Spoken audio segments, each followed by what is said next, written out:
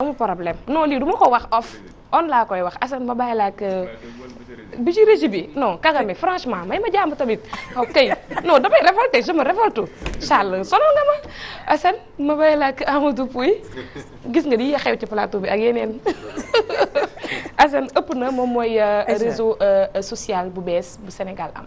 effectivement moom Amadou Pouy moom mooy CEO bu startup bi nga xamante ne ñoom ñoo liggéey réseau social boobu ci startup bi tudd Upcore donc c'est bien ça Amadou Upcore. waaw c'est bien Upcore. Upcore moom mooy startup bi nga xamante ñoom ñoo taxawal réseau social bu xamante ne 100% Sénégal la parce que monde média lañ nekk monde communication lañ nekk et yeneen réseaux sociaux yi nga xamante ne ñu ngi jóge à l'extérieur jël nañ benn ampleur au Sénégal donc c'est pour cette raison on a décidé de parler ci li nga xamante ne moom mooy ndaw Sénégal yi ñu koy taxawal def ñuy ëpp na nga dikkal ñu déjà rek ci jeunesse bi. waaw ëpp na c'est un réseau social. ci ni ma ko mën a décrire mais réseau social la boo xamante ne c'est fait par des Sénégalais pour des Sénégalais nga xamante ni dañ ko def te mu dëppoo ak suñuy valeurs. C'est-à-dire c'est un réseau social boo xamante ni day tenir en compte nos valeurs et qui nous protège. Pour donner un exemple li ñuy tuddee ay posts à caractère obscène mënul am ci ëpp na il suffit que 2 personnes signalent ko pour mu disparaître entre autres mais à la base bi ñuy xalaat ëpp na dañoo xalaat ne Sénégal en termes d'indépendance digitale war naa mën a am son propre réseau social sénégalais. Des pays comme la Chine comme d'autres pays aussi ont leur propre réseau social leurs propres réseaux sociaux. Donc Sénégal war naa mën a am son propre réseau social. benn deuxièmement ñu xalaat tamit ne d'après les chiffres yi ñu am bëri na ci egg na ba ci moitié ñi utiliser réseaux sociaux yi am na ci ñu bëri ñoo xamante ni seen bindum ndeyjoor jubbuwuñ ko maanaam français bindum français jubbuwuñ ko du tout. On a pensé au commentaire audio ñu bëri ñu ngi koy wax ci biir Facebook mais en fait am na ëpp na donc ëpp na day am ay commentaire audio gis Aïcha ne ko Aïcha sa muso bi rafet na commentaire audio loolu mën naa ne ci biir ëpp na def benn post audio ci benn fil de publication loolu mën naa ne c'est-à-dire mi ngi mel ni foo xamante ni Facebook da ngay mën a dugal photo mën nga dugal image waaye ëpp na dañ ciy rajouter loo xamante ni yeneen réseaux sociaux yu amuñu ko mooy mën ngaa def audio bàyyi mu dem suñu mbokk ustaas yu baax yooyu yi nga xamante ni yenn saa yi dañuy xamal yenn aaye yu baax yi nga xamante ni day baax a jàng yenn bés yi ak yooyu nga xamante ni dañuy sàkk mu saw di ci jaamu yàlla ñooñu mën nañ ko def ëpp na nga xamante ni boo ko dugalee ëpp na def ko public ñëpp ñu bari dañ koy jot entre autres ci tënk rek xaat ëpp na lii la amagum ci ñu fi fekk en termes d'innovation. Alors Facebook boo xoolee moom marché bi mën nañ ni moom marché bi. parce que on dit qu'à peu près 1 million de Sénégalais ñu ngi koy utiliser si chiffres yi ñu mujj a dégg ñun donc wala boog jege na ko bu mu ko matul jege na ko ñu ngi koy utiliser yéen naka ngeen mën a wala boog naka ngeen yéen stratégie ngeen xalaat a teg ngir mën a am benn part de marché boo xamante ne day conséquent. Alors en vrai ñi nekk Facebook sax ëpp nañ d'après chiffre Facebook moo ci waxoon. nee nañ ëpp na 3 millions de Sénégalais. waaw egg nañ sax ñoom ci degré de précision ba ni am na benn xaaj bu nekk Dakar. am na beneen xaaj bu nekk Touba ñoom seen chiffre loolu la joxe. muy mel ni région de Diourbel quoi en général. am na beneen xaaj bu nekk région de Diourbel. ñu seetlu ne xaaj boobee nekk région de Diourbel nag justement daf ci bëri ñoo xamante ni jàngum tubaab dugguñu ko trop. ba ci sax feneen fépp ci Sénégal am na fépp. donc ñun en fait suñu positionnement foofu la nekk ak surtout yee Sénégalais yi en termes de communication ñu xam ne c'est une fierté sous l'angle dans la mesure où c'est un réseau social boo xamante ni ay Sénégalais ñoo ko defar ñëw ñu rek copier li fi am dañoo ñëw rajouter am na ay fonctionnalités yu ñu rajouter yoo xamante ni ñeneen réseaux sociaux amuñu ko te en plus de cela ça nous protège waaw. déjà ëpp na comme ni nga ko waxee de li ñu njëkk a frappé mooy le nom. oui. ça sont sénégalais. oui même les publications ça s'appelle upload si je noonu la xam nga Twitter boo defee voilà alors xam nga Twitter bu dugalee benn post. ça s'appelle un tweet. te maanaam yooyu ay tur la rek tweet boo seetee mooy sabu picc rek. loolu lay fii donc ku nekk da ngay ñëw ak sa touche ñun maa ngi fàttaliku biñ ciy xalaat. à l'époque amoon na ay tur yu bëri ay tur anglais tur yu ne mais man j'ai tenu à mettre un nom typiquement sénégalais et à l'époque dafa am benn expression bu ma doon marqué ci xale yu jigéen ñi bu ñu gisee une chose qui sort de l'ordinaire rek dañ naan ëpp na. gis nga te en vrai. ak xeetu ngewel la gën ci àndal ëpp na. waaw ak ni ñu koy defee donc en fait et en vrai quelque chose à publier dans un réseau social lu ñu war a lu ñuy publier d'habitude foog mu dem ba egg foofu ba egg ci ëpp na. soit ëpp na ci lu baax ëpp na ci lu rafet. wala ëpp na il faut que ce soit li anglais naan amazing. il faut que ce soit extraordinaire quoi. voilà. sinon du jar publier. donc loolu la ñuy tuddee ko ëpp na upload. justement ça c'est dans le même sens en fait. onomatopée boobu ci noonu la jógee upload mooy nga gis loo xamante ne daf lay yëm nga ne upload. donc loolu lañu ko donc on a vraiment tenu à garder cette touche sénégalaise là. li ëpp bi lu tax le ëpp de l'anglais c'est parce que bon on espère que peut-être un jour inchallah yàlla mën na loolu ëpp na sera un réseau social qui sortira du Sénégal et les autres pourront le lire en fait. comme nous le disons parce que Mark Zuckerberg xamuloon ni Facebook dina yegg fii. yàlla dëgg la loolu dëgg la. voilà. leneen loo xamante ni daanaka moom mooy jafe-jafe ci réseaux sociaux yëpp muy wàllu régulation bi. surtout que aujourd'hui bi nga koy tàmbali sa wax nga ko dañoo am ay réalités au Sénégal.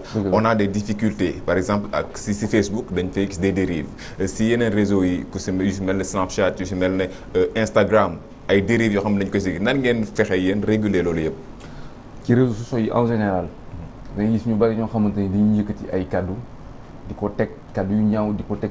ci kaw kilifa day am surtout wala ñu jël ay kàddu yu ñaaw teg ko ci aw nit lambda rek day am waaye biir ëpp na pour mu am day jafe ndax ëpp na dafa am ñun on a un système de signalisation très sévère mooy lan fii benn poste bu ko kenn dugalee il suffit que ñaar signaler ko pour mu tëb waaw tey jii bu kenn waxoon dara ci je prends un exemple yàlla na ci yàlla musal mais bu kenn waxoon dara ci Amadou Puy il suffit que Assane ak Aïcha signalé ko pour loolu tëb kenn du ko gis moom mi ko poste rek day yaakaar ni moom dana nekk ca moom mën naa def ngir mu bañ koo defaat waaw ngir moom mën naa jàpp ni li mu bind wala li mu dugal dem na parce que tamit li tax ñu dugal boobu mooy ëpp na tamit la valeur beneen valeur ajoutée bi ñu am par rapport ak yeneen réseaux sociaux yi dafa am ay publications publiques mais réellement publiques mooy lan quand tu fais un post bu fekkente ne y a 500 000 wala 300 000 wala 700 000 Sénégalais sur le réseau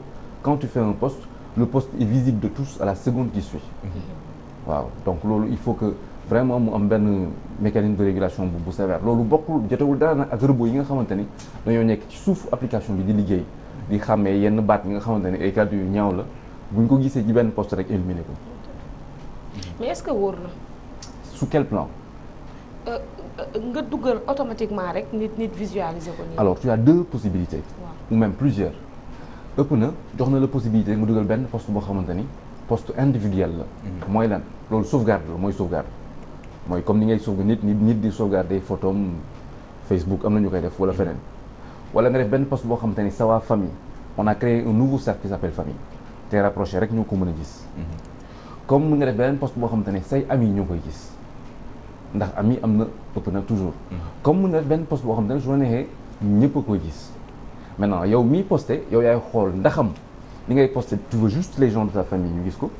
wala juste tes amis. wala boog da nga loo xamante ni da nga bëgg mu tas la. une question qui m'interpelle aussi moom mooy lu jëm si wàllu données personnelles yi parce que à chaque fois depuis quelques années dañuy accuser ñi nga xamante ni ñoom ñoo yore réseaux sociaux yi dans le monde. que ñu utiliser données personnelles yi seen utilisateurs yi à des fins commerciales est-ce que yéen vous avez des garanties par rapport pour vos utilisateurs. pour le Sénégal c'est un grand enjeu. ça va être la première fois pour le Sénégal inchallah que des données sénégalaises vont être hébergées ici au Sénégal. waaw ndax ñun sénégalais ñu ngi Facebook. ñu ngi LinkedIn ñu ngi ci yeneen réseaux sociaux yëpp WhatsApp. mais ñooñu ñëpp ñu ko héberger c'est à l'extérieur. ëpp nag ce sera hébergé ici au Sénégal. kon nit bu ci amee problème automatiquement mën nañ ko lijjanti fii. bu ñu ko amee problème mën nañ ko lijjanti fii te en plus de cela ce sera sous la juridiction sénégalaise. d'accord sànq yaa ngi doon wax lu am solo mais Charles mu ma ciy interpellé ne ma est-ce que wóor na bu fekkente ne par exemple nee nga bu nit comme dugalee benn poste su fekkente ne am na ay signalisation lu weesu ñaar rek mën nañu dindi poste bi mais bu fekkee nit ki def ay noonam dañ ci làqatu et tout wala def ci ay kii est-ce que yooyu aussi yéen a ngi koy sóoraale ndax amu leen seen test bopp wala seen surveillance bopp. Aïcha sa question dafa pertinente. mais ce qu'il faut savoir c'est que xeetu réseau yu mel nii on est obligé am ay fonctionnalités de base am ay carcans de base bàyyi ko mu daw et selon le comportement des utilisateurs ñun ci la ñu mën a xam ci ban sens la ñuy orienté wu pour aller mais l'essentiel c'est de savoir que nous notre politique c'est que Sénégal réewum jullit la réewum gëm-gëm la en général waaw jullit chrétien ku nekk ak yeneen gëm-gëm mais réewum gëm-gëm la réewum teranga la donc lu rafet rek a fi xaj donc dans ce sens-là ñun on a ça à l'esprit et bi ñu defar réseau bi c'était vraiment ça quelque chose qui protège par rapport à nos propres valeurs donc c'est important pour nous loolu bàyyi nañ ko xel mais am na ci loo xamante ni foog ñu bàyyi mu daw ñu xool li ñuy tuddee le comportement utilisateur après ci la ñu mën a xam ñun li ñuy yokk lan lay doon ak ci ban côté. d'accord boo bëgg léegi ñaata mois la def. ëpp na ñu ngi ko créé ñu ngi ko lancé en 2018. man maa ko lancé man maa doon liggéey ci benn entreprise amoon fa CDI am sama propre projet waxtaan ak sama patron négocier benn départ dem am sama idée lancé ko noonu la demee. je l'ai lancé avec mes propres fonds ëpp na noonu la demee. bi ma ko lancé man ak ñi ma ko àndal j'en profite pour les féliciter tous mes collaborateurs bi ma ko lancé ñu lancé ko en décembre 2000 en début 2018 presque bi ñu ko lancé dafa am benn version bu ñu njëkk a lancé c'était une version hybride mu xawoon am ay yéex ginnaaw gi ñu nëbbutuwaat liggéeyaat ko waaye fii mu ne depuis juillet 2019 on a déployé une version boo xamante ni c'est une version bu mucc ayib Android rek la nekkagum waaye fii ak ay semaine wala fii ak ay bés sax naa mën a joxe date ci version iOS bi ñu bari ñu ngi ma koy laaj. waaw version iOS bi. kañ lay génn dañ koy soxla de. mi ngi ñëw léegi incha allah ndax gis nañ ne tendance bi mooy Sénégal de plus en plus même ñu yor Android léegi dañuy dem uti ay iOS. donc fii ak ay jours incha allah naa ko dugal ci réseaux sociaux yi je pourrais donner une date exacte pour les iOS. incha allah fan ngeen toll si nombre d'utilisateurs. fi mu ne nii on a dépassé les 10 000 téléchargements. Il y a un mois de cela et puis l'Open a été téléchargé dans 11 pays dans le monde entier actuellement. Bon, par la diaspora et par d'autres gens aussi, honnêtement. Donc Open ça s'écrit U-P-N-E-U pour Sénégalais yi nga xamante ne bëgg nañ apporter seen soutien à notre frère El Hadji Amadou Pouye bi nga xamante ni li ñu ko doon wax parce que ça fait des semaines ñiy toog ci plateau bi dañ naan ma le made in Sénégal dañu ko indil. Donc c'est bokk na ci li tax tey ñu gën a bi ñu ci gisee rek ñu ne nag on va sauter sur cette occasion essayer apporter ñun suñu pierre à l'édifice. Merci beaucoup. En tout cas c'était un réel plaisir de vous recevoir sur ce plaisir plateau. partagé kontaan trop gis un Sénégalais boo xam ne innové na nekk suñu futur Mark Zuckerberg. tur boobu laay bañ nag. futur Amadou Pouye. yàlla mën na loolu. macha allah. waaw da ngay gëm sa bopp ñu ngi lay jaajëfal lu baax a baax Assane yow tamit ñu ngi lay jaajëfal. jaa ngi jëf Aïcha di leen jaajëfal mbokki téléspectateurs yi ak ñi ñu seetal plateau bi. ñu seetal plateau bi.